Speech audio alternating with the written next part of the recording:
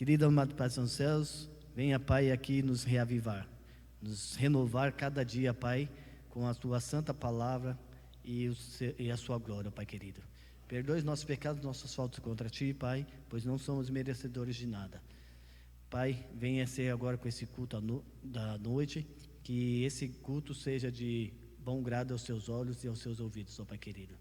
Venha aceitar todos os tipos de louvores e adoração a Ti, Senhor, pois só Tu é o único Deus que merece a adoração verdadeira, ó Pai querido. Venha ser com o pregador dessa noite, no qual vem trazer o pão da vida, compartilhar o pão da vida, que o mesmo possa ser inspirado por Ti, Pai querido, que verdadeiramente ele seja uma ferramenta em Tuas mãos, ó Pai. Perdoe os nossos pecados, nossas faltas, é o que lhe pedimos em nome de Jesus, amém. Amém. Bom, nesse momento, gostaria de estar chamando aqui na frente o nosso irmão Samuel Caldas. Creio que ele já é conhecido de muitos, né? E vou falar umas coisas para os irmãos, é difícil eu agendar com esse homem aqui, viu? A agenda dele é lotada. Mas para a honra e glória de Deus, tudo deu certo. Hoje ele está essa noite aqui com a gente, né? Dia 4.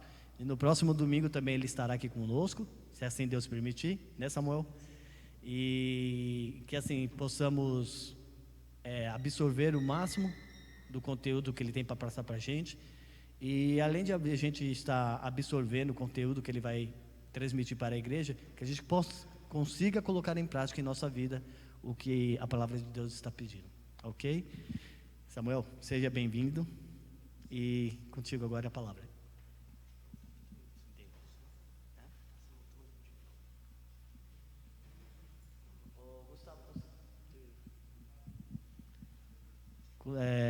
Está online? Está ao vivo? Sim e não?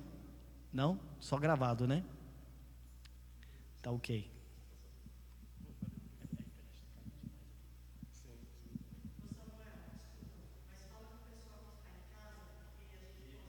Grava e posta posteriormente. Tudo bem. Bom, saudamos a todos com a graça e a paz de nosso Senhor Jesus Cristo. Fico muito feliz pela oportunidade de estar com os irmãos esta noite. Uma preocupação minha acabou desviando o curso da mensagem. Eu queria que os irmãos prestassem atenção em Judas, o verso 3, se vocês puderem. Judas, verso 3. Esse estudo que eu vou fazer com a igreja agora à noite, neste domingo, dia 4 de setembro, é um estudo que eu preparei para apresentar na igreja de Vila Rio Branco, a igreja adventista do sétimo dia de Vila Rio Branco, onde nós temos aí o irmão Fernando Guimarães, o Semasp, não é? O Ricardo do Semasp, enfim, aqueles amigos de lá. E eu tenho, por onde eu tenho ido, tenho tentado apresentar esta mensagem e uma outra. E para refletir com os irmãos aquilo que o dilema pelo qual eu passei para trazer a mensagem para os irmãos, o verso 3 de Judas diz o seguinte: amados, enquanto eu empregava toda a diligência para vos escrever acerca da salvação que nos é comum, senti a necessidade de vos escrever, exortando-vos a batalhar pela fé que de uma vez por todas foi entregue aos santos. Primeira coisa, eu gostaria de não tratar do assunto que eu vou tratar hoje. Eu não queria, sinceramente eu não queria. Eu gosto de tratar do tema da salvação, como disse o apóstolo Judas agora, né? Ele disse assim que enquanto ele estava empregando toda a diligência para falar sobre a salvação que nos é comum, ou seja, ele queria pregar sobre salvação, ele queria escrever sobre a salvação comum aos crentes, mas ele desviou o assunto. Ele falou assim: olha, eu tive que desviar, porque surgiu uma emergência espiritual, e agora eu vou focar em exortar vocês a batalhar pela fé uma vez entregue aos santos. Ou seja, num contexto ali, havia uma controvérsia religiosa, haviam heresias tomando conta, né? Se aproximando da igreja, oferecendo riscos à igreja de Deus. Então,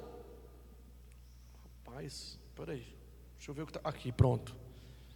Eu preciso abrir o PowerPoint aqui comigo, porque eu não vou conseguir acompanhar de lá. Motivo, eu não trouxe o óculos hoje. Eu acabei esquecendo. Então eu vou clarear aqui o meu celular, vou deixar ele no jeito, e vou acompanhar os PowerPoints, que eu vou passar daqui da frente, pelo meu celular, senão eu não vou conseguir acompanhar. Então, ele mudou o tema, ele estava preocupado com escrever sobre a salvação, e ele falou, bom, eu senti a emergência de exortar-vos a batalhar pela fé uma vez entregue aos santos. Aqui, a fé que de uma vez foi entregue aos santos. Aqui fé não tem o sentido de certeza das coisas que se esperam, convicção de fatos que não se veem. É um sentido conotativo diferente, é uma outra conotação. Fé aqui tem a conotação de doutrina, de ensinos, ou seja, batalhar pelo ensino, pelas verdades que nos foram concedidas. Esse é o sentido de fé no verso 3 de Judas. E a questão agora que me trouxe a emergência de tratar desse assunto é o seguinte: é bom que a cada passo durante esse nosso estudo eu tente trazer exemplos que materializem essa preocupação. Vou dar um exemplo. Nós estamos, bem verdade, nós estamos avançados 2022 depois de Cristo, né? Depois do suposto nascimento de Cristo. Bom, ele suposto não, porque nasceu, mas não no ano 1, tá? Jesus nasceu um pouco antes. Nós estaríamos agora, de fato, em 2026, aliás, 2026 ou 2028 talvez, 2028. De fato, entre 2026 e 2028. Essa é a variação de erro que cometeu um monge do século IV ou V, se eu não me engano, chamado Dionísio, que foi responsabilizado pelo Papa para calcular a data, ou ter o calendário como referência, não no nascimento ou na criação de Roma, na cidade de Roma, né? Mas para contar o tempo a partir do nascimento de Cristo. Ele errou por 4 anos no mínimo e talvez 6 no máximo. Então por isso que eu disse, nós estamos em 2022, atrasados 4 anos, talvez 6. Portanto nós estamos em 2026, estaríamos, né? Ou 2028. Essa é a data, de fato. O que acontece é o seguinte: essa emergência é a que nos nossos dias está acontecendo uma confusão espiritual, e essa confusão espiritual está afetando também uma parte da membresia adventista. Vamos tratar do fato. Esse ano, os irmãos que são adventistas aqui de longa data sabem que esse ano teve uma conferência geral, certo? Correto? Esse ano teve uma conferência geral. Vocês sabem que antes da conferência geral existe uma reunião, um tipo de congresso ou uma conferência chamada conferência outonal. Ela antecede a conferência geral, e nessa reunião outonal dos delegados da igreja, eles filtram as propostas que vêm de todas as 13 divisões da Igreja Adventista do Sétimo Dia no mundo. Eles filtram, porque eles não vão levar assunto que seja irrelevante ou que eles veem que não vai ter consenso, não vai ter nenhum tipo de, ou não importa aquele tema. Então eles vão descartando e vão traçando ou escolhendo as coisas mais importantes para tratar na reunião da conferência geral. Então vai reunir os delegados do mundo todo, vão tratar de tudo que é proposta? Não, eles vão selecionar aquilo que dá para fazer em tempo hábil. Às vezes tem coisas importantes que vão ser tratadas 1, 2 conferências à frente. Então o que acontece? Nessa conferência desse ano, teve algum grupo de representantes da divisão europeia, se não me engano, uma das divisões da Europa, que propôs que Gênesis 1, 2 e 3, note isso, quem é adventista presta atenção, propôs que Gênesis 1, 2 e 3 não fossem mais entendidos como relatos históricos legítimos. Escuta isso agora, escuta. Teve uma parte dos delegados da Europa, se eu não me engano, eu estou eu tenho imprecisão aqui de qual região da Europa, mas teve um grupo de delegados que propuseram lá que Gênesis 1, 2 e 3 não fossem mais lidos pela igreja, entendidos pela igreja como uma narrativa histórica verdadeira, mas como mitológica. Pois é, sabe o que aconteceu? A votação sobre essa proposta deu 13% a favor e deu 87% contra. Glória a Deus, não é? Louvado seja Deus. Nós louvamos a Deus, eu louvo a Deus, porque nesse momento de crise em 2022, na conferência geral, a proposta demoníaca, para dizer assim, para eu ser leve, para eu ser suave, a proposta satânica foi recusada pela esmagadora maioria dessa igreja. Isso significa que Deus continua à frente da obra desta igreja. Isso significa que existem homens e mulheres de Deus no mais alto escalão dessa igreja para frear propostas malignas. Por outro lado, é preciso reconhecer que existe uma minoria da igreja, bem pequena mesmo, mas estridente, histérica, barulhenta, que tem propostas perversas para fazer a igreja. Eu vou me demorar rapidamente sobre isso, assim, só para a gente considerar rapidamente 3 conclusões. Se Gênesis 1 fosse, como propôs aquele departamento de representantes, aquele grupo de delegados da igreja, se Gênesis 1 fosse mitológico e não histórico, se a criação do mundo não fosse em 6 dias literais, como a Bíblia assim narra, qual seria a relevância do sábado? Nenhuma, porque se cada dia ali é apenas um símbolo, ou uma figura, ou um conto mitológico, mas não está narrando exatamente tarde e manhã do primeiro dia, tarde e manhã do segundo dia, aquela narrativa não é histórica, legítima, acabou, sábado. Você pode adotar quinta, segunda, sexta, tanto faz. Entendeu?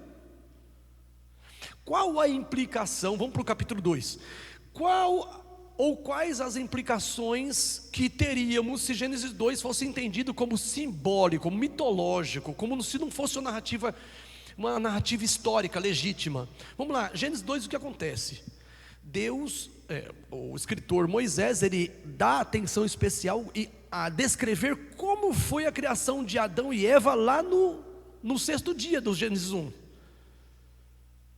Então ele volta para o Gênesis 1, no capítulo 2, ele volta para o 6º dia para descrever em detalhes como foi a criação do primeiro homem e da primeira mulher. Ora, se aquela criação descrita em Gênesis 2, com detalhes de como foi feito o homem, como Deus colocou ele no jardim do Éden para lavar, cultivar e guardar o jardim do Éden, e como o homem Deus ordenou o homem que desse nome aos animais, ele começou a dar nomes aos animais, e ele viu que para si não havia uma correspondente, uma companheira, como havia para todos os animais, e como ele viu que para ele não tinha, Deus deu sono, aí colocou sono profundo no nome da sua costela. Bom, enfim, vamos lá.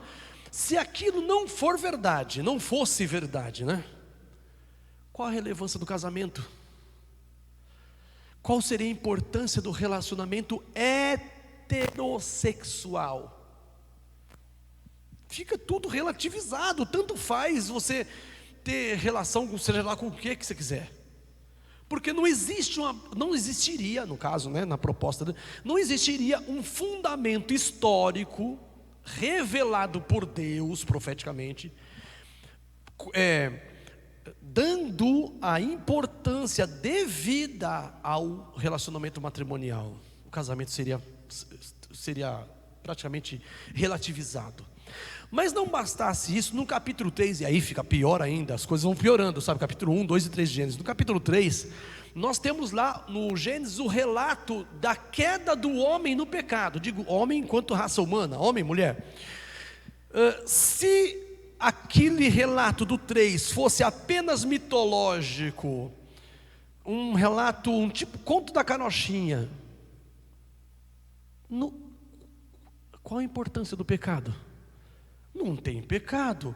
Se a queda no pecado é um conto mitológico, Obviamente, nós não temos certeza se houve uma queda do pecado. Se não houve a queda do pecado, e se o pecado não é grave, como o Gênesis 3 relata, que eles foram expulsos do Éden pelo pecado que cometeram, obviamente, qual a necessidade de Jesus?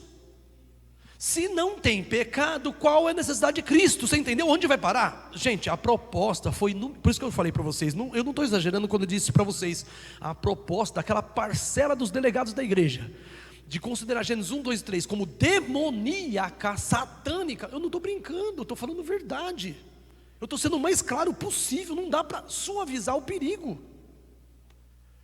Agora, se isso aconteceu, note, se isso aconteceu lá em cima, aqui embaixo não é diferente. É isso que a gente vai considerar agora, presta atenção ali. O tema é a verdade versus a apostasia ômega. Ora, o que vem a ser a apostasia ômega? Esse tema, via de regra, irmãos, esse tema, ele é tratado via de regra por um professor de teologia, não por uma pessoa simples, um reles membro da igreja como eu. Mas vamos adiante ali deixa eu ver se eu ligo aqui, pronto, eu acho que eu liguei, né, deixa eu ver aqui, foi? Deixa eu ver aqui, deixa eu ver se foi muito, vou voltar aqui. Não, eu acho que, não sei se é isso, eu acho que é isso mesmo. Origem divina da Igreja Adventista do Sétimo Dia. Sim. Por isso que eu senti que estava estranho. Então está escrito ali no telão: os adventistas do sétimo dia foram escolhidos por Deus como um povo peculiar, separado do mundo. Com a grande talhadeira da verdade, Deus, Ele, os cortou da pedreira do mundo e os ligou a si. Próximo slide, deixa eu ver se foi ali. Tornou-os representantes seus, Deus tornou-os, os adventistas do sétimo dia, representantes seus, e os chamou para serem embaixadores seus na obra final de salvação. Note bem isso, o maior tesouro da verdade já confiado aos mortais, as mais solenes e terríveis advertências que Deus já enviou aos homens, foram confiados a este povo, a fim de serem transmitidos ao mundo. Testemunhos Seletos, volume 3, página 140, Eventos Finais, página 45. A Igreja Adventista do Sétimo Dia, ela tem uma parcela de revelação da verdade para ela, como nenhuma outra igreja jamais teve. Nenhuma. Deixa eu ver se eu vou adiante aqui no PowerPoint. Espera aí, eu teclei aqui, mas me parece que não foi. Depois do Origem Divina da Igreja Adventista, tem um tema chamado tensão. É isso, chegou, peraí, deixa eu ver aqui. Chegou. Tensão espiritual no Antigo e Novo Testamento. O que a gente quer fazer agora? No Antigo e Novo Israel, desculpa. O que a gente quer fazer agora? Uma comparação, analogia entre o que aconteceu com Israel na época de Ezequiel, capítulo 8 e 9. Eu não vou me demorar no 8, vocês podem ler em casa. Mas no 9 nós queremos considerar os primeiros 4 versinhos de Ezequiel. Quem quiser abrir a Bíblia pode acompanhar também, abre aí. Nós vamos ler aqui no telão. E nós queremos comparar essa situação espiritual de Israel lá em Ezequiel capítulo 8 e 9. Nós vamos para o 9, tá? Com o Israel moderno, a Igreja Adventista do Sétimo Dia hoje, a Igreja da Profecia, Igreja Adventista, nossa igreja. Então vamos lá.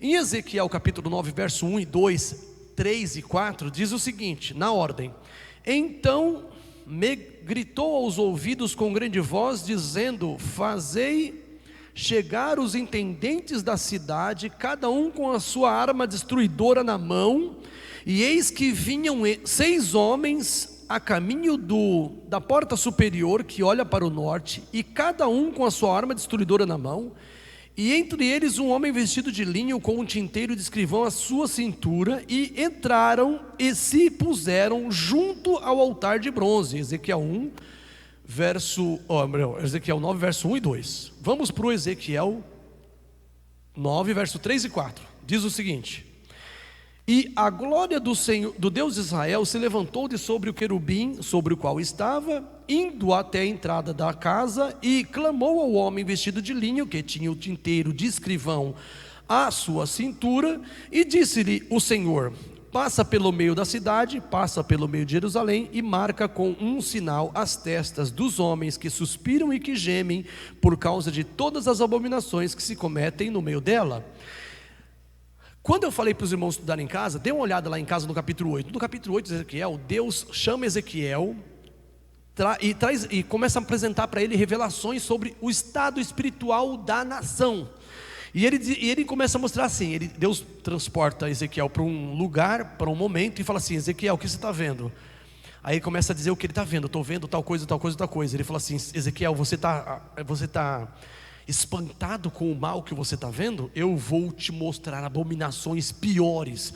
Aí ele vai transportando Ezequiel de um mal para um outro pior. E o pior de todos os males no capítulo 8 de Ezequiel é o verso 16, quando os anciãos de Israel, eles estão adorando o sol dentro do santuário. Os líderes de Israel estão no santuário adorando o sol. Aquilo é o auge da apostasia daquele tempo. É por isso que no capítulo 9 Deus designa seres com armas destruidoras para punir Israel, castigar Israel. As armas destruidoras ali não é para fazer carinho, não é para pentear, é realmente para punir.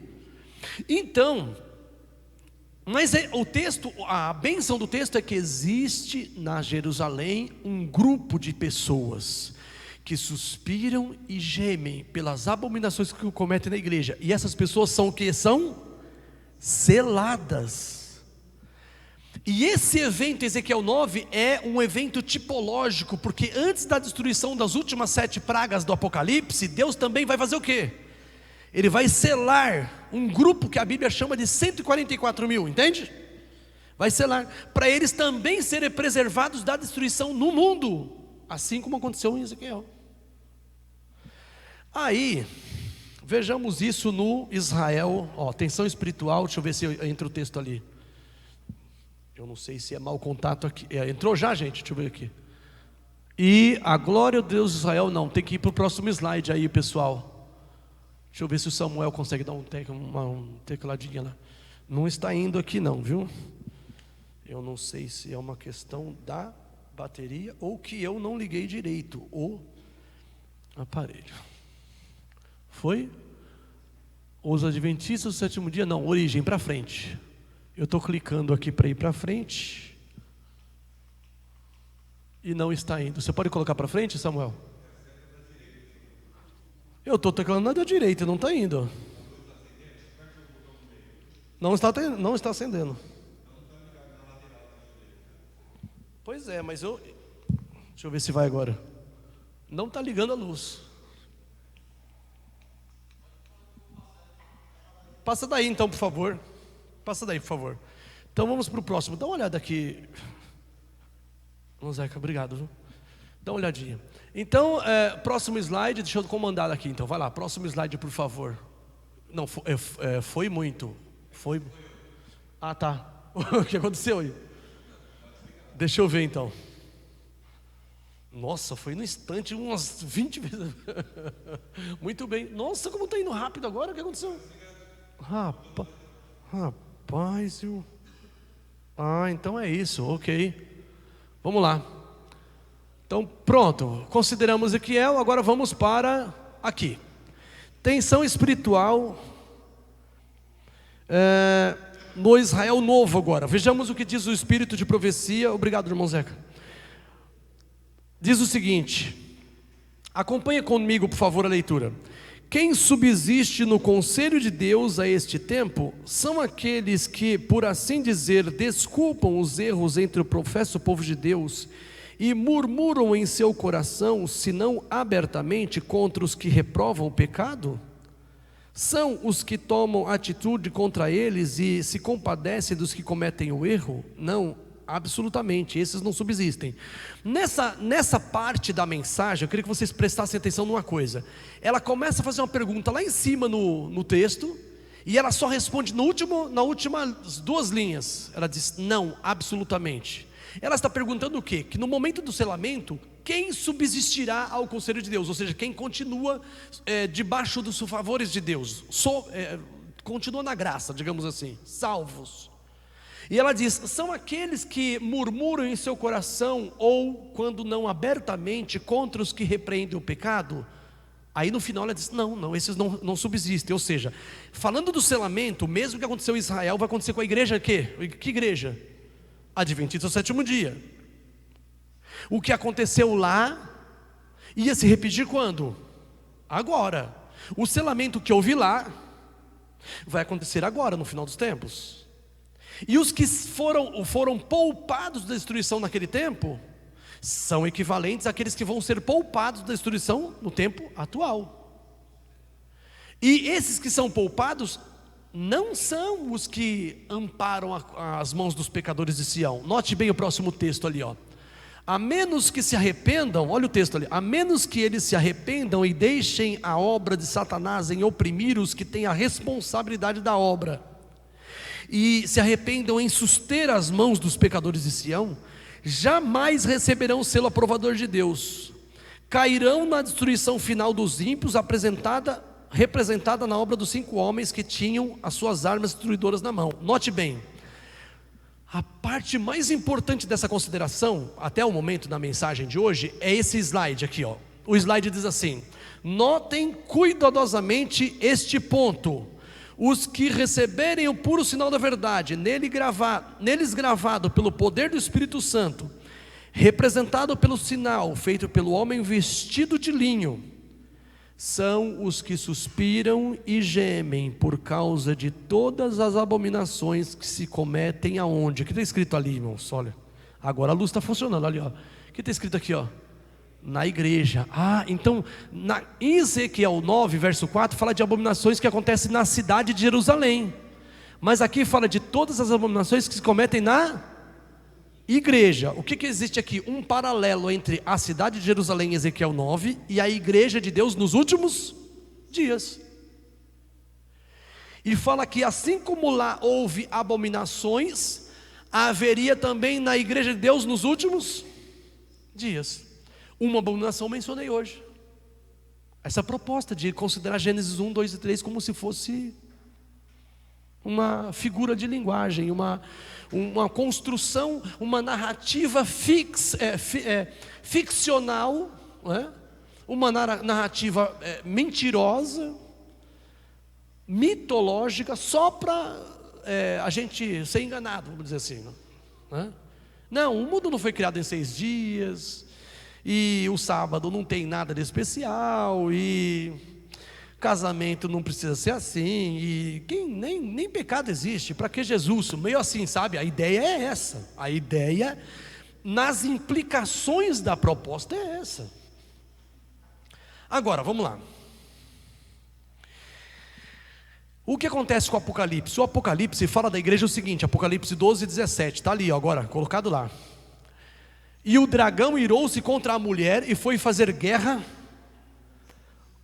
Foi fazer guerra ao remanescente de sua semente, os que guardam os mandamentos de Deus e têm o testemunho de Jesus. Apocalipse 12, 17. Então, quem está irado contra esta igreja? É Satanás que está irado. E ele que quer destruir os remanescentes da igreja cristã ao longo do tempo. Porque ao longo dos séculos, de Cristo para cá, o remanescente da igreja é a igreja adventista do sétimo dia. É o que sobrou da missão protestante e cristã, está na igreja adventista do sétimo dia. Com isso eu não quero dizer, evidentemente, que não tem cristãos genuínos de outras igrejas. A maioria está lá, inclusive a maioria estão nas outras igrejas. Mesmo porque a nossa igreja, em seu número mais amplo, não tem mais de 25 milhões de pessoas. Não tem. Nossa igreja não tem mais de 25 milhões. O mundo tem mais de 7 bilhões. O que é 25 milhões perto de 7 bilhões? Nossa igreja é pequenininha comparada com o mundo cristão. Então tem cristãos salvos e fiéis e íntegros aquilo que conhecem em todas as demais igrejas. Agora, se Satanás está irado contra ela, contra esta igreja, o que Satanás vai bolar? Ali nós temos a apostasia alfa. Alguns irmãos já ouviram falar sobre a apostasia alfa. A apostasia alfa foi uma apostasia que aconteceu na virada do século XIX para o século XX, na Igreja Adventista do Sétimo Dia. Quem encabeçou a apostasia alfa foi um médico mais famoso do mundo na época, não na igreja, mas do mundo todo, que era um médico adventista, chamado John Harvey Kellogg. Ele era o médico mais famoso do mundo. Para os irmãos terem uma ideia, a rainha da Inglaterra vinha se tratar com ele, nos Estados Unidos. Então ele era muito importante, muito influente, inclusive muito influente na igreja, a ponto de ele criar um livro chamado, ele escreveu um livro chamado O Templo Vivente. E nesse livro, O Templo Vivente, ele colocou vários ensinos e várias concepções. Apesar de usar fartamente a Bíblia, ele pervertia o sentido das passagens e transmitia uma noção de Deus meio que espiritualizada, como se Deus não tivesse forma, Deus não fosse uma pessoa, não fosse um ser pessoal, e passava uma noção meio panteísta de Deus, como se Deus fosse tudo, sabe? Então aqui nós temos uma série de pontos defendidos pelo Dr. Kellogg, incluindo noções panteístas, a perversão do conceito do corpo como santuário do Espírito Santo, ataques à igreja adventista e sua administração, incredulidade quanto ao dom profético de Ellen White, relativização da Bíblia. Esses são alguns pontos que ele apresentava de heresia.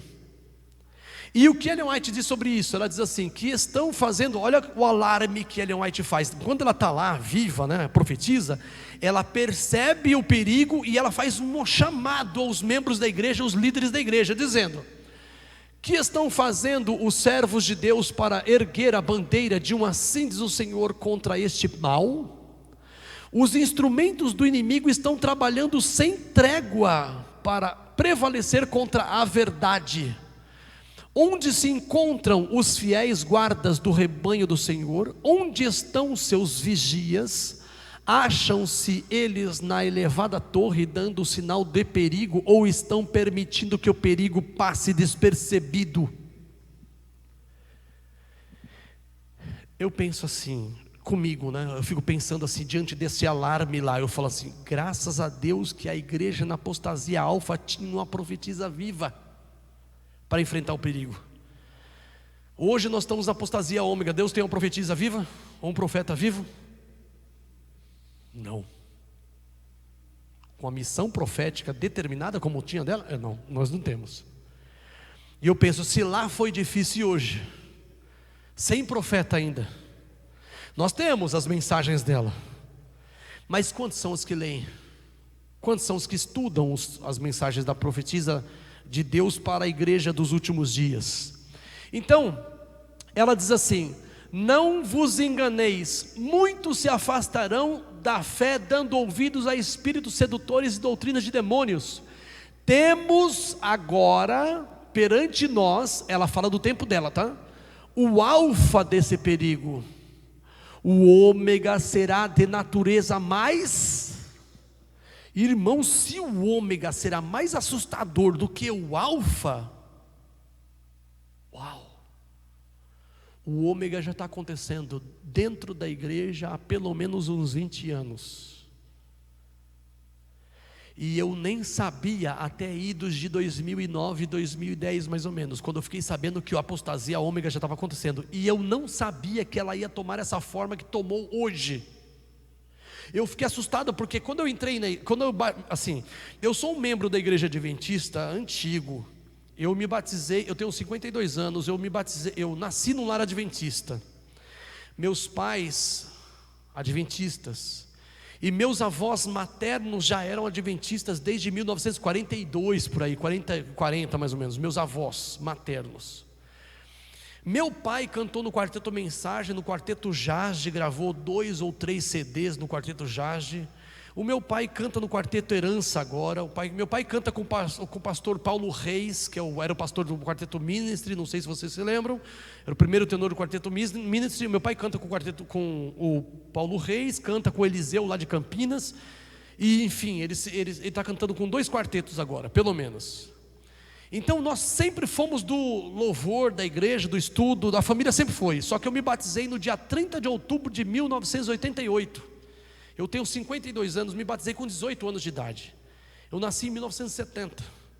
Então eu conheço essa igreja, eu fui apresentado na igreja. Quando eu nasci, minha mãe me apresentou na igreja 2 semanas, 3 semanas depois, ela me apresentou na igreja de Vila Ré.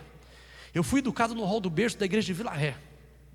Depois eu fui para a igreja de Itaquera, porque nós mudamos para cá. Quando eu tinha 4 anos, mudamos para Itaquera. Então eu frequentei a igreja de Itaquera com a Marlene, o Devanir, que finado Devanir, que era do Bonifácio. Nós somos membros da igreja de Itaquera. Nós somos membros da igreja de Itaquera até 76, 78. O Devanir não era convertido ainda. Depois de 78, 79, 80, mais ou menos, que depois, na década de 80, o marido da Marlene, aqui do Bonifácio, ele se converteu e frequentou a igreja de Itaquera. Depois que nós saímos de lá, eu, meu pai, minha mãe, meus irmãos, enfim. Então nós temos trajetória dessa igreja. Eu vou falar para os irmãos, na década de 90, agora a última, eu me casei em 95. Naquela época a casa publicadora ela abria para a gente viajar lá. A gente viajava para a casa publicadora para comprar o livro na casa, para a gente conhecer as marcas, o maquinário, conhecer a obra lá dentro da casa. E eu fui lá, na primeira ida que eu fui à casa publicadora, eu comprei esse livro. Primeira ida. Esse livro tem 27 anos em minha mão. Eu me casei, saiu o passeio, eu falei, vamos viver, nós fomos. Aí eu comprei esse livro e o Lar Adventista. E eu era recém-casado.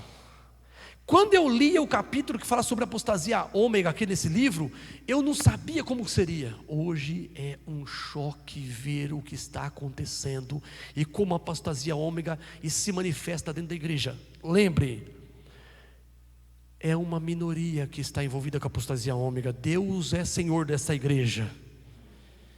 A maioria, a esmagadora maioria de homens e mulheres de Deus são fiéis. São membros dessa igreja, comprometidos com a missão. Talvez precisem de mais consagração, como eu preciso e cada um de nós precisa, para a gente poder se preparar, para a gente terminar a obra, né? Mas uma minoria histérica, barulhenta, tem feito estragos na igreja. Eu vou falar para os irmãos já deles, mas vamos adiante aqui. Então, a apostasia ômega seria de natureza mais assustadora. Vamos ali, ó. As características da apostasia ômega. O inimigo das almas tem procurado introduzir a suposição de que uma grande reforma devia efetuar-se entre os adventistas do 7º dia. Então, peraí, deixa eu ver se eu entendi, só para parar. O inimigo das almas tem sugerido que a igreja deva fazer uma reforma. Então, o diabo quer uma reforma. Mas a minha pergunta é, Deus também não quer uma reforma? Mas nós temos que saber então, se o diabo quer uma reforma e Deus quer uma reforma, qual a natureza da reforma do diabo, para a gente não se envolver nela? E qual a natureza da reforma divina? Que é um reavivamento das faculdades espirituais, do estudo da palavra de Deus, uma reforma de costumes, de hábitos, de práticas, né? Quem não costuma guardar o sábado, guardar melhor. Quem não costuma fazer o culto matutino e vespertino em casa, fazer em casa com as crianças, com os filhos, não é? Quem não é dado à temperança, procurar ir melhorando aos poucos, na medida da nossa fé, não é? É isso, reforma. Então vamos lá. O inimigo quer introduzir uma reforma. Aí ele diz, e que essa reforma consistiria em renunciar às doutrinas que se erguem como pilares da nossa fé. Então a reforma do diabo renuncia às doutrinas que se erguem como pilares da nossa fé e empenhar-se num processo de reorganização. Se tal reforma do diabo se efetuasse, qual seria o resultado? Se essa reforma proposta pelo inimigo se efetuasse, qual seria o resultado? Ali nós temos o primeiro, ó, a rejeição dos princípios da verdade. Ó. Seriam rejeitados os princípios da verdade que Deus em sua sabedoria concedeu à igreja remanescente. Seriam rejeitados os princípios da verdade. Primeiro característico. Segundo, nossa religião seria alterada. Ó. Nossa religião seria alterada. Mensagens Escolhidas, volume 1, 204. É no mesmo livro que eu falei para vocês. O capítulo pode enganar, viu? Os inexperientes, presta atenção. Quem não tem um livro ou nunca leu isso aqui, presta atenção. Lá tem um capítulo chamado Alfa e Ômega. Nesse capítulo não tem o ômega. Ela só profetiza que virá, mas ela não diz detalhes do ômega. Nesse capítulo chamado Alfa e Ômega, ela só fala do alfa e ela anuncia que virá o ômega. No capítulo seguinte desse livro, chamado Os Alicerces de Nossa Fé, é ali que está descrita a apostasia ômega, no capítulo seguinte. Então quem não tem experiência, traquejo no livro, eu estou dando toque. 3. Os princípios do sustento da obra seriam atacados. Olha ali, ó. Os princípios fundamentais que têm sustido a obra nesses últimos 50 anos seriam tidos na conta de erros. Então os princípios seriam tidos na conta de erros. Esse texto aqui eu peguei do aplicativo, por isso que veio com um trema, tá, pessoal? Porque na correção ortográfica tiraram o trema, né? Rapaz, essas correções não sei se ajudam não, viu? Vamos lá. 4. Estabelecer-se-ia uma nova organização. Então, note, como eu disse para vocês, existe uma minoria dentro da igreja barulhenta, histérica, que tem levado essa reforma do diabo em ação. E existem muitas novas aí na igreja adventista. Muitas novas, né? Nova isso, nova aquilo outro. É uma nova organização. Presta atenção ali, ó. Aqui eu entendo a dinâmica dos meninos aumentarem a tela, porque o tipo, né, a fonte está muito pequena. Obrigado por aumentarem, tá bom? Mas ali realmente estava... isso, vamos lá, ó, aqui, ó. Livros diferentes. Ela diz aqui, ó, escrever-se-iam livros de ordem diferente. Agora vocês podem ampliar que eu vou para o próximo slide, só para facilitar para vocês. Vamos lá. Qual que é a ideia do escrever-se-iam um livro de ordem diferente? Vamos materializar isso. No tempo do John Harvey Kellogg, da Apostasia Alfa, ele escreveu um livro chamado Templo Vivente, como falei para vocês, The Living Temple. Contudo, nesses nossos dias, vamos materializar esse negócio agora. Tem um autor adventista chamado John L. Dibdall. Eu não sei o que significa o L dele ali, tá? Né? John L. Dibdall. Esse autor é um professor de teologia, não é uma pessoa pouco importante, não é um membro reles da igreja, um simples membro. Ele é uma pessoa influente e ele organizou a Bíblia Andrews.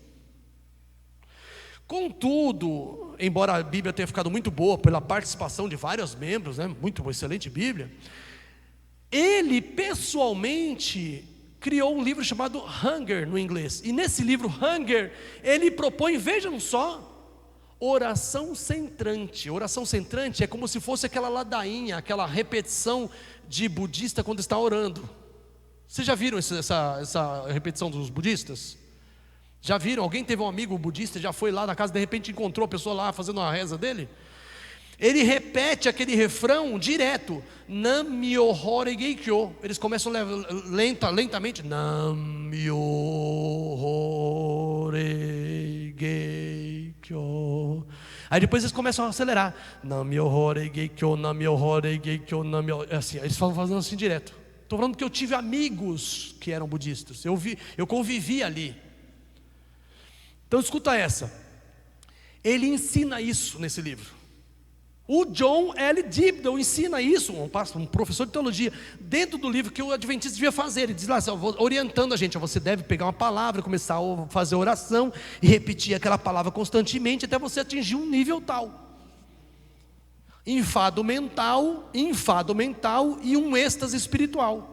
Lá ele incita, vejam só, ele instrui a você praticar. Ele não coloca, ele coloca a palavra chamada visualização. Essa palavra visualização, esse processo de visualização, e ele orienta lá como fazer, é um processo usado por bruxas.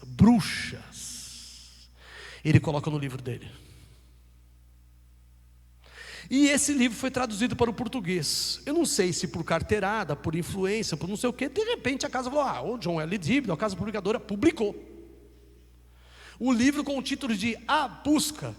Só que esse livro, quando eles se deram conta que o conteúdo tinha elementos extremamente estranhos e reprováveis, automaticamente a casa publicadora já recolheu, já parou com a produção, e aí recolheu os livros, até quem comprou, a casa pegou de volta.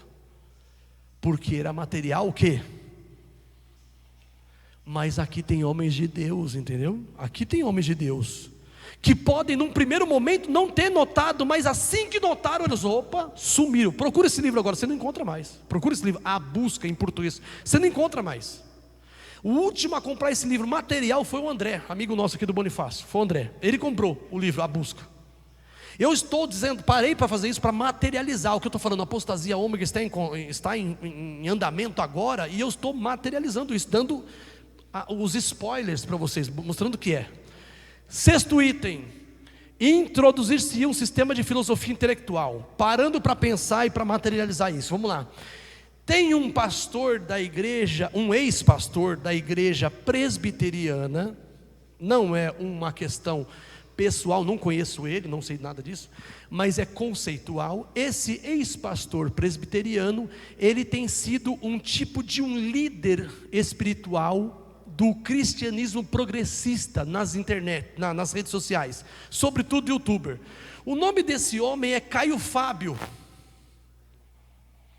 E esse Caio Fábio, ele chega a dizer que se Paulo estivesse presente hoje, ele ia pegar, como se fosse pegando Paulo pela orelha, o apóstolo Paulo, tá? Senta aqui que você vai aprender agora, você escreveu besteira naquele livro ali, assim, assim, assado.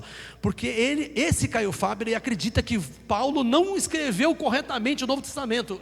As cartas dele contêm elementos equivocados que deveriam ser banidos. Isso é Caio Fábio. Mas qual é a relevância de Caio Fábio? Ele tem o intelecto dele acima das escrituras, e ele diz o que vale e o que não vale das escrituras. Tá, mas e daí? E o que isso tem a ver com a igreja adventista? Na igreja adventista do sétimo dia, tem algumas estrelas na internet, estrelas do adventismo, que seguem Caio Fábio. Seguem. E não são pessoas como eu, que não tem relevância nenhuma para um cercadinho de uma igreja de Zona Leste. É alguém que tem milhões de seguidores no YouTube. Tem um desses estrelinhas que seguem Caio Fábio, que também segue o pastor da igreja batista, ainda pastor esse, e chamado Ed Renekiewicz, que diz que a Bíblia tem que ser atualizada, porque a Bíblia está ultrapassada. E esses dois estrelinhas da internet são referência para alguns grupos da igreja adventista do sétimo dia.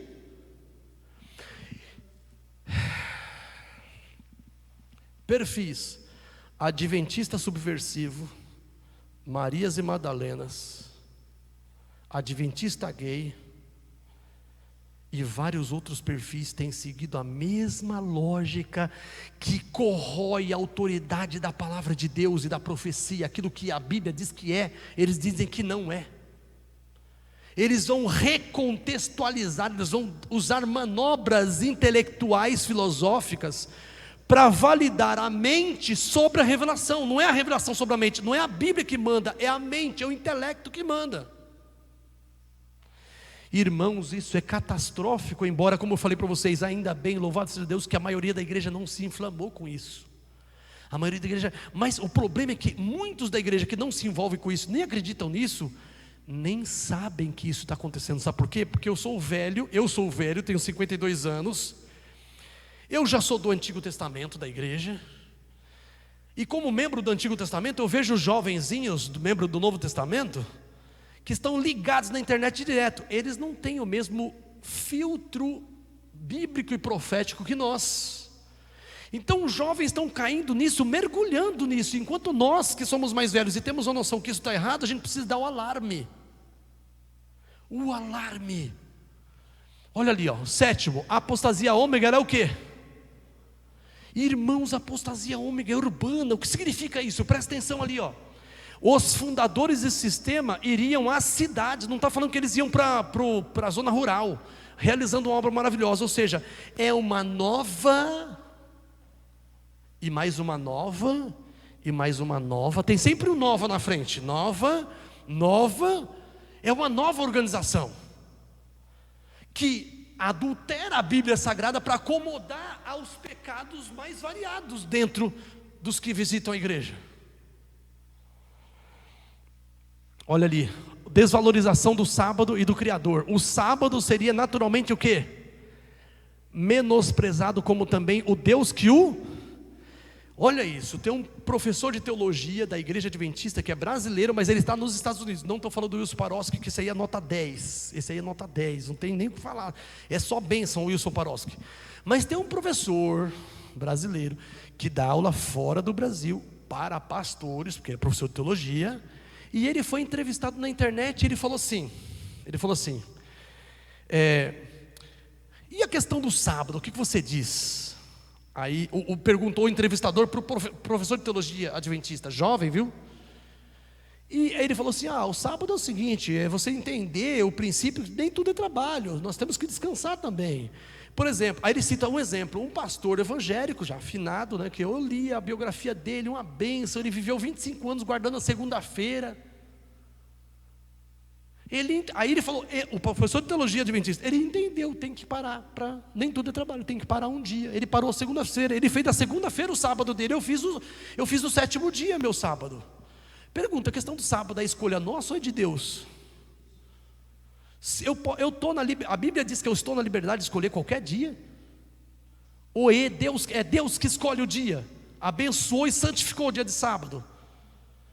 Não é uma questão minha, é Deus que fez isso.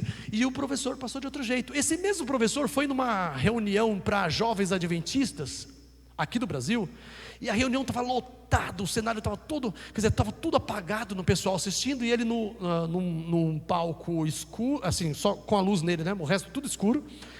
E ele falou assim: e o espírito de profecia, e os escritos de Ellen White? Ele dizia assim: bom, eu pego os textos de Ellen White aqui, pensa que aqui está o evangelho, como se fosse um filtro. Eu jogo os textos de Ellen White naquele filtro, se sobrar alguma coisa, eu me importo com aquilo que... Se os textos de Ellen White resistiu ao evangelho, sobreviveu ao evangelho, aí eu me preocupo, mas normalmente não sobra nada de Ellen White. Se eu confronto Ellen White com o evangelho, não sobra nada de Ellen White. Isso é um professor de teologia da Igreja Adventista do Sétimo Dia, assalariado.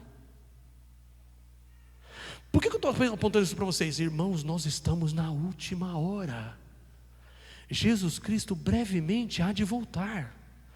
Essa igreja é a igreja de Deus, da profecia, e o diabo está irado contra ela. Tem um grupo menor, uma minoria da igreja, histérica e com a mente pervertida, com os conceitos de Bíblia e doutrina totalmente adulterados, mas eles são brilhantes dentro da igreja. Eu quero dizer, eles arrastam pessoas desavisadas. E os que estão solidificados na firme plataforma da verdade precisam dar um alarme, para que a juventude não caia nesse veneno. E aqui, olha ali, a força da reforma do inimigo: coisa alguma se permitiria opor-se ao novo movimento. O movimento é poderoso, se você bater de frente você pode cair. A essa altura alguém pode falar assim: mas você que é um membro da igreja, não está preocupado? Não estou nem aí. Não estou nem aí com esse negócio de eles são poderosos, são influentes. Não estou nem aí. Na minha vez não. Se outro souber e quiser ficar quieto, sim. Eu não. Comigo não. Na minha vez não. Quando for dos outros, você pode escolher falar e dar alarme ou não. Na minha vez não. Eu vou dar. Aconteça o que acontecer. Ensinariam os líderes dessa reforma do diabo ser a virtude melhor do que o vício, mas removido Deus, colocariam sua confiança no poder do quê? Humano, o qual sem Deus nada vale. Seus alicerces se fundariam na areia, e os vendavais e tempestades derrubariam toda a estrutura. A santificação do pecado, um após outro e ainda outro, me são apresentados como tendo sido levados a aceitar. Aí eu coloquei um S errado aqui, aceitar as fábulas agradáveis que significam a santificação do pecado. The Living Temple, o livro do Kellogg, contém o alfa de uma série de heresias. A ideia é o seguinte: se nós somos templo do Espírito Santo, e o Espírito Santo habita em nós, na perversão do Kellogg, na alfa, e o Espírito Santo habita em nós, significa que todo impulso e sentimento que eu possa ter, ou até desejos e propensões sexuais que eu possa ter, uma vez que eu aceitei a Jesus, e eu sou, entre aspas, convertido, até meus impulsos são espiritualmente dirigidos pelo Espírito Santo. Se alguém aceitou Jesus e continua tendo sentimentos e atrações sexuais diversos, aqueles sentimentos e atrações sexuais diversos são santificados pelo Espírito Santo. Então isso quer dizer que não tem mais pecado, porque como eu sou convertido, eu aceitei Jesus como Salvador, e eu continuo tendo uma determinada tendência ou propensão para isso ou para aquilo, tudo aquilo está debaixo da direção do Espírito Santo, ou seja, não tem mais pecado. Você pode fazer o que você quiser. Essa é a ideia, essa é a conclusão, a implicação final da teoria do Kellogg. Olha ali, escarnecedores e sensuais, edificados sobre a Santíssima Fé. Judas, verso 19 a 21, se eu não me engano.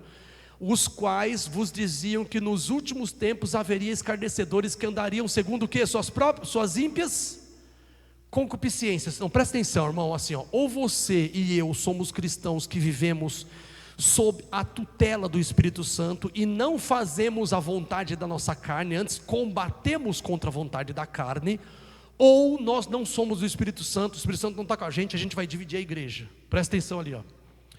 Estes são os que causam o que na igreja? Divisões. Eles são o que? Irmãos, sensualidade é uma coisa que Deus dotou a raça humana, mas tem uma forma ou não? Essa forma está em Gênesis 2 ou não? Pronto, está ali a fórmula. A sensualidade tem uma forma aprovada por Deus. Saiu daquilo, meu querido, é gambiarra. Só para vocês terem uma ideia como o mundo está complexo. Se a gente continuar estudando, eu vou entrar na verdade versus o relativismo. Próximo domingo, verdade versus relativismo. Presta atenção. Eu sou professor de história, eu tenho 330 alunos. Eu tenho 11 turmas com mais ou menos 30 alunos cada uma. E aí eu tenho 3 sétimos anos e um sétimo ano. Eu fui fazer chamada nesse ano, que é uma turma nova, a igreja é uma escola nova onde eu estou, tenho 7 turmas lá, e as outras distribuídas em mais 2 colégios. Cheguei lá, comecei a fazer chamada em fevereiro e notei que alguns nomes que eu fiz chamada não estavam presentes o mês todinho. Quando chegou em março, aí eu vi que um dos nomes na lista estava presente, agora em março. Aí eu perguntei, você? Aí ela falou, fulana, ela falou, eu estou aqui, professor, presente. Aí eu coloquei presente e falei, poxa, você não veio em fevereiro, tal, comentei. Aí fiquei de boa, continuei fazendo lição depois da chamada. Estou lá fazendo lição, apresentando a lição para eles. Essa menina me chamou, tocou na minha veste e falou assim, professor, você pode me chamar de Yuri? É uma menina, mas ela falou para eu chamar ela de Yuri. Yuri é nome de menino ou menina? Menino.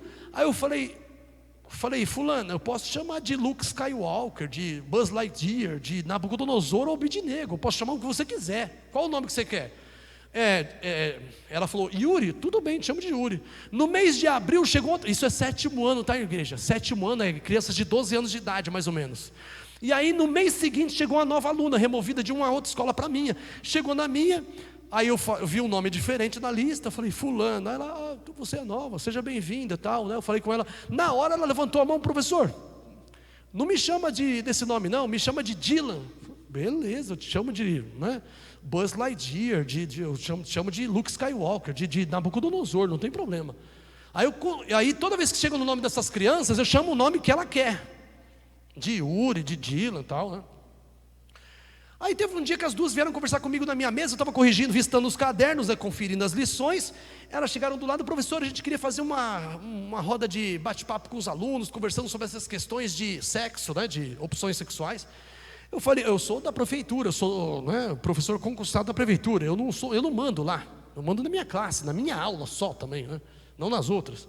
Aí eu falei para elas assim, ó, se a diretora permitir, quem sou eu? Vocês têm meu aval, você pode fazer, se quiser fazer, pode fazer. A professora, se a diretora permitir, eu não posso fazer nada, vocês vão fazer.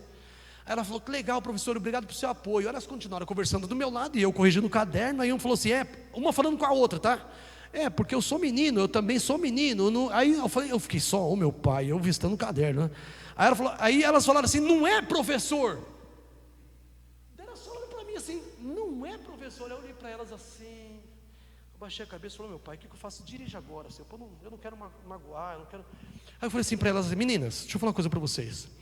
Vamos colocar um limite nessa questão do nome. Eu chamo vocês pelo nome que vocês quiserem, mas não pede para mim, para acreditar no que vocês falam e divergir do que eu vejo.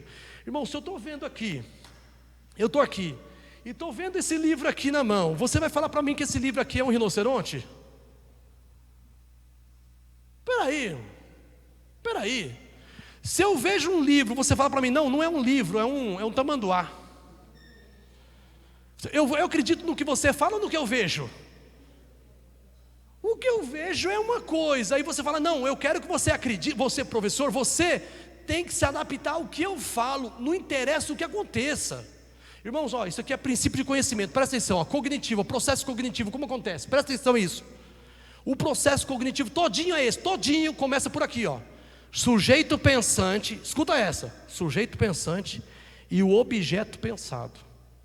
O que eu falo sobre o objeto que eu estou vendo, e o que eu afirmo ou nego, pensando ou falando, vai ser verdade se corresponder ao evangelho, o objeto pensado.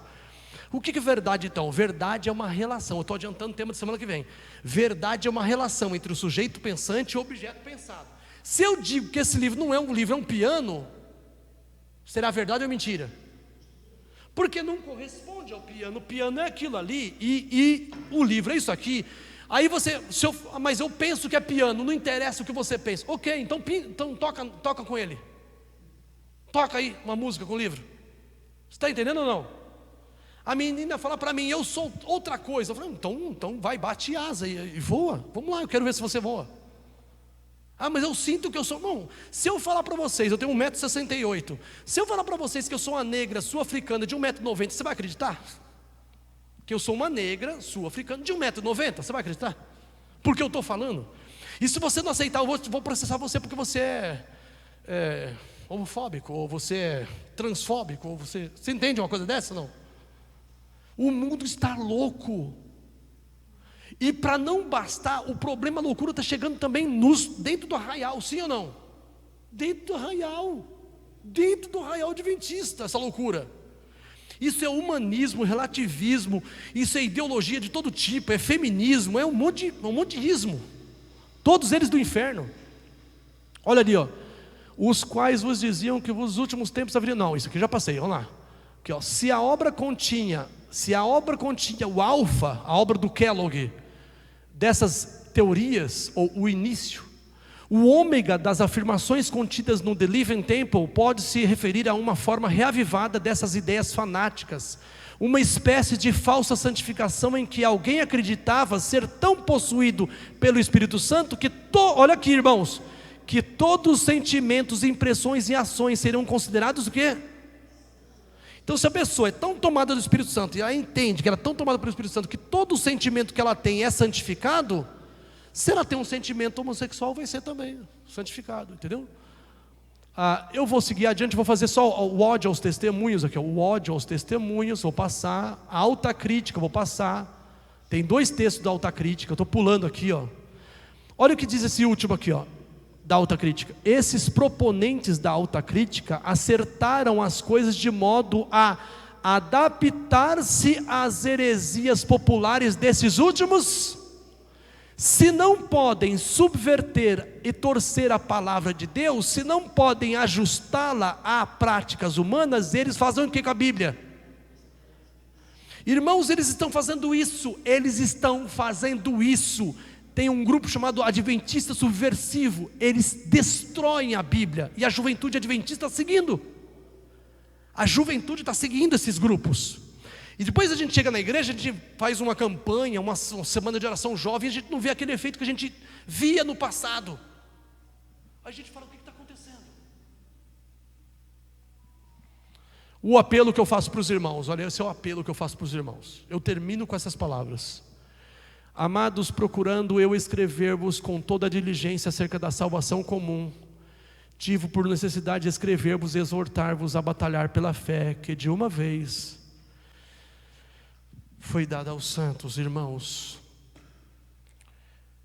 nós vamos cantar o hino Ó Cristãos Avante, e eu queria que o hino fizesse coro junto com o que estudamos e pudesse tocar, o Espírito Santo tocasse o nosso coração, para a gente se dar conta do nível de envolvimento que nós devemos ter agora para ajudar nossos jovens, adolescentes, as crianças a não serem contaminados, a não serem pervertidos por ideias torpes, como diz a Escritura, o apóstolo Paulo, por ideias pífias, loucas, banais, que pervertem, deslocam nossa consciência da realidade. A pessoa olha o real, toma banho nua, lá, como sempre tomamos, olha para si mesmo, dá uns pulinhos, olha para o corpo, percebe o que ela fala, não sou isso, eu sou outra coisa.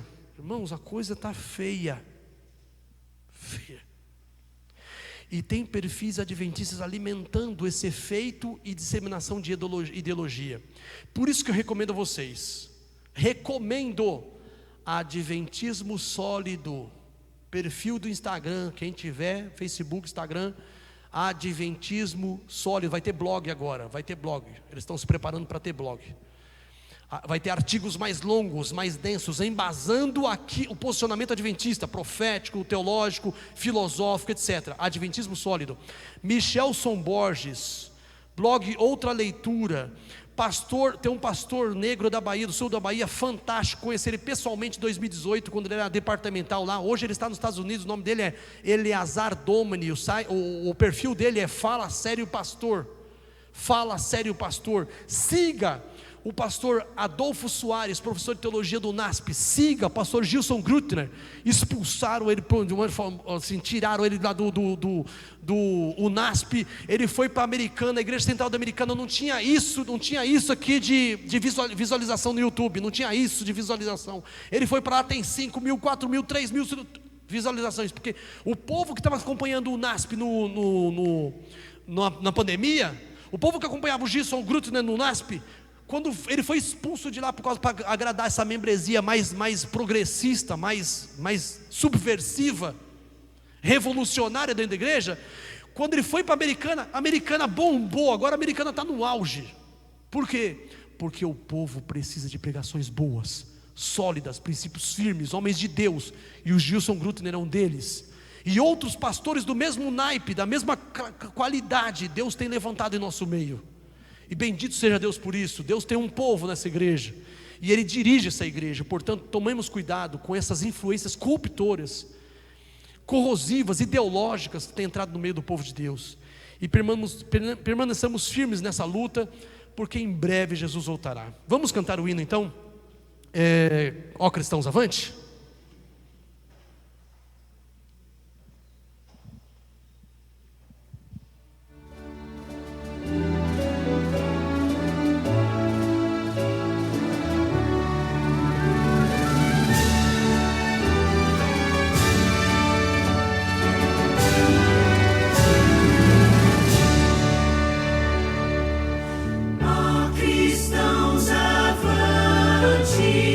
Sem temor.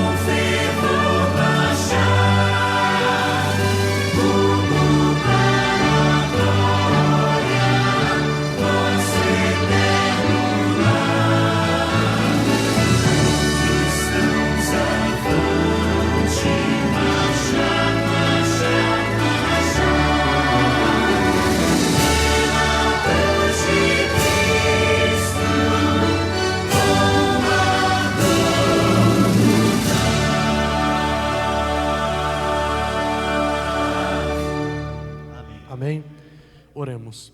Maravilhoso Deus, querido Pai, nós te damos graças pela tua misericórdia, pela orientação que o teu Santo e bom Espírito nos dá ao estudarmos a tua palavra e entendermos que nestes últimos tempos a tua igreja tem um forte e um grande desafio para enfrentar internamente e outro externamente. Te suplicamos que o teu Santo e bom Espírito venha em resposta às nossas orações, a nossa necessidade, a tua promessa, Senhor, de derramar sobre a tua igreja, o teu povo, a chuva serôdia do Espírito Santo. Fica conosco, Pai, nos capacite, nos faz conhecer a tua palavra e também conhecer o teu poder em nossa vida, nossa experiência cristã, para que nós venhamos lidar com o Satanás, com as obras enganadoras do inimigo, coerentemente usando as armas da verdade, da justiça, as armas do Espírito Santo, que nós não venhamos atacar pessoas, mas atacar ideias equivocadas que causam a destruição das mentes dos jovens, das crianças, dos adultos. Tem misericórdia desta igreja, Senhor, de cada um de nós. Continue dirigindo esta igreja até nós aportarmos no porto da Nova Jerusalém, até chegarmos ao nosso eterno lar celestial. Por favor, Senhor, nessa reta final, venha fortalecer e animar os anciãos, os mais idosos da igreja, e aproximar pelo Espírito Santo as gerações mais novas das mais antigas, para que juntos nós possamos ser mais do que vitoriosos por meio daquele que nos amou. Fica conosco, nos abençoe, nos dê a semana sob a companhia dos teus anjos e a direção do Espírito Santo. Te oramos em nome de Jesus, amém. Amém, Senhor.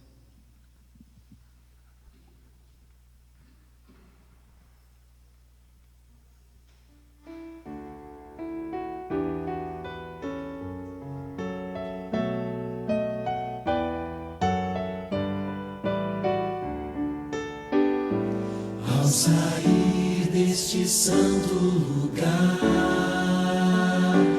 onde ouvi a palavra de Deus,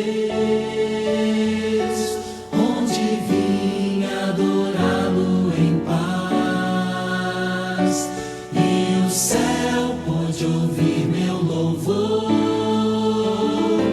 vou sair mais confiante em meu Jesus, mais fiel à lei do amor, pois aqui entreguei o meu coração, minha vida agora está nas mãos do meu Salvador.